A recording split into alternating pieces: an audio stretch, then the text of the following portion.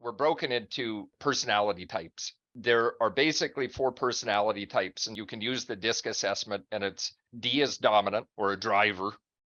So they're the guys that, interestingly, they don't really want to be bothered with all of the data and the mumbo jumbo. They just want decisions.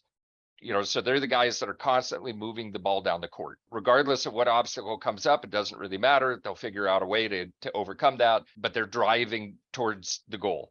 I is the influencer. If you're a human being, the way that we influence people typically is with this thing.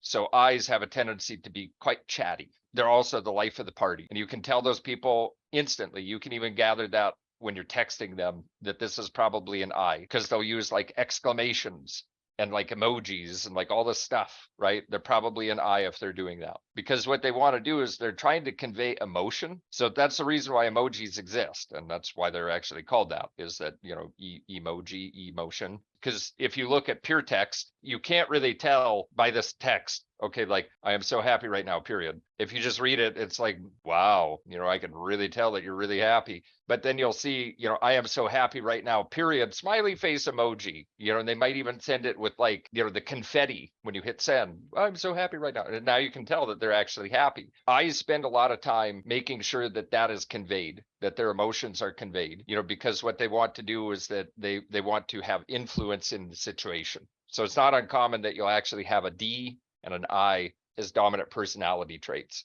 Now you get into the S's. So S stands for supportive. Their role in life is to be supportive. That's how they view the world, that they're there to, be supportive of people emotionally, physically, spiritually. The best way to describe them is everybody's mom. Their role is to be of extreme help. The thing that's interesting about S's, though, is that they're typically pretty risk averse. And so if you're talking to an S through text, that's where you'll find that humor is extremely important in bringing levity to the situation to let them know that this is not a dangerous situation. You don't have to worry here.